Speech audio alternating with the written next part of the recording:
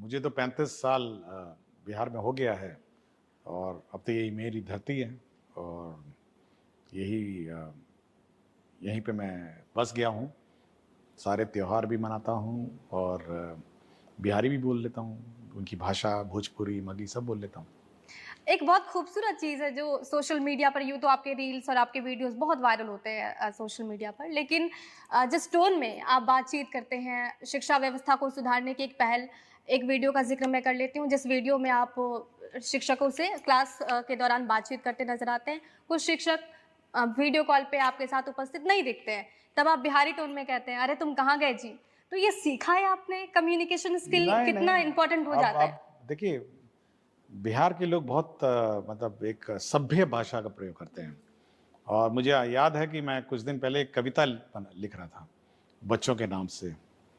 तो एक जब अगर दिल्ली वाला लिखता है या कोई अन्य भाषा लिखता है तो तुम करके बच्चों को संबोधित करता है। तो फिर मैंने देखा कि नहीं, बिहार में एक छोटे बच्चे को भी आप कह के पुकारते हैं और आप वो देखेंगे जो कविता है उसमें सब आप लिखा है। आप ये करते, आप ये ऐसे करते हैं। तो इतना आदर और सम्मान किसी भाषा में और किसी क्षेत्र में है वो बिहार है। और मैं कल 2-3 दिन पहले जैसे बुजुर्गों को कितना बड़ा अच्छा मतलब म्यूजिकल टोन लगता है जब आप किसी को कहते हैं कि प्रणाम माँ जी गोड़ लगाता नहीं। तो कितना मतलब आत्मीयता का भाव है और कितना मतलब एक सम्मान का भाव इस भाषा में है। तो मुझे बहुत अच्छा लगता है इस। अच्छा, सवाल ये भी है कि डॉक्टर एस सिद्धार्थ ने बिहार की शिक्षा व्यवस्था को खूब दिया है, दे रहे हैं, जी रहे हैं, कर रहे हैं। बिहार ने आपको क्या दिया है? क्या लगता है? देखिए, बिहार ने मुझे सम्मान दिया है, प्रेम दिया है और इज़्ज़त दी है। और ये सबसे बड़ी मतलब एक देन किसी व्यक्ति के लिए हुआ कि जिस तरह सभी लोगों ने मुझे सम्मान दिया, इस राज्य के लोगों ने और बहुत इज़्ज़त दिया है मुझे और मेरे ख़्याल से जितना मुझे मिलना चाहिए उससे ज़्यादा बढ़ के लोगों ने मुझे इज़्ज़त दिया। यही मेरे लिए एक पुरस्कार के रूप में है।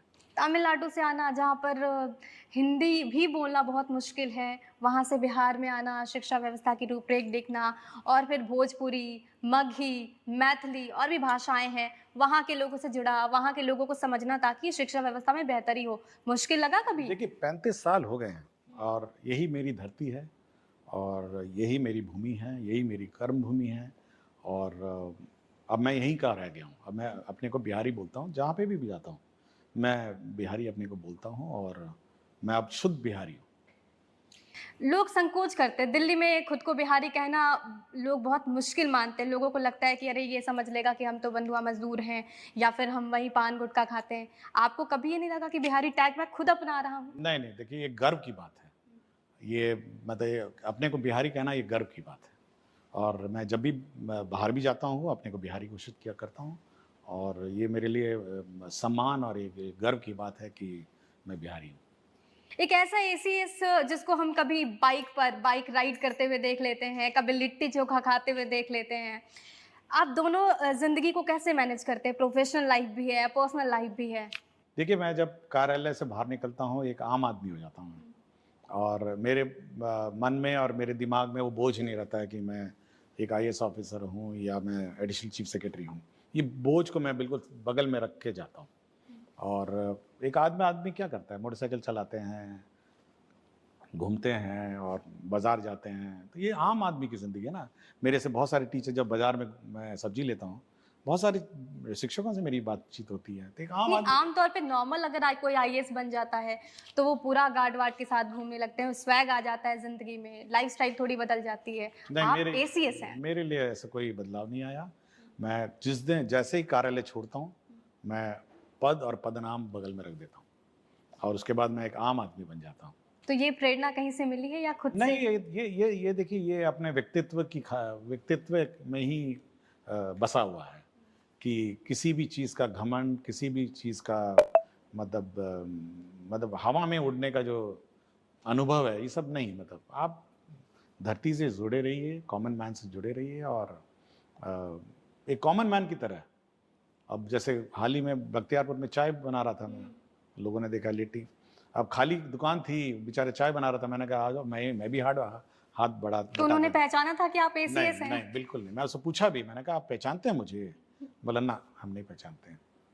और बिल्कुल नहीं पहचाना। हाँ, कहीं-कहीं पहचान लेते हैं, जैसे लौंग लत्ता वाला राजगीर का लौंग लत्ता है वो पहचान पहचान गया था। बट अमूमन कोई पहचानता नहीं है।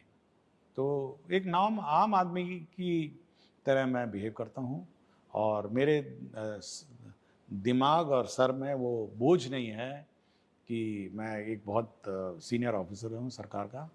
और इसीलिए क्या होता है कि पब्लिक कनेक्ट मेंटेन रहता है और आम आदमी अप्रोच सोचता है कि इसको अप्रोच किया जाए। और जैसे आज भी मेरे व्हाट्सएप में एसएमएस में सारे टीचर्स सीधा संपर्क करते हैं, सीधा स्ट्रेट रिंग करते हैं।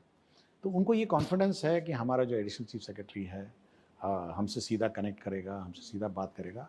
और मैं जितने भी जूनियर ऑफिसर्स हैं उनसे यही बार बार भी बोलता हूँ कि भाई आप टीचर्स से आप मतलब कॉमन मैन से कनेक्ट जो है वो मेंटेन रखिए।